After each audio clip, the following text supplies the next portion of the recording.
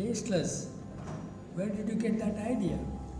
The food in the nature cure diet is supposed to be very tasty. If it is not tasty, people will not continue following it. And people are able to enjoy the taste.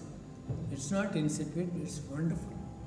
And the most important thing to remember here is that we have corrupted our taste with including spices and all kinds of condiments in our food. And these condiments and spices help us to eat without hunger. And we have so many varieties of vegetables and fruits, and all that we enjoy is the taste of the spices and condiments. Whereas each vegetable has contributed to the world of taste so much, a variety. And we don't ever know or understand the taste of vegetables. Each individual vegetable has a different flavor and different taste.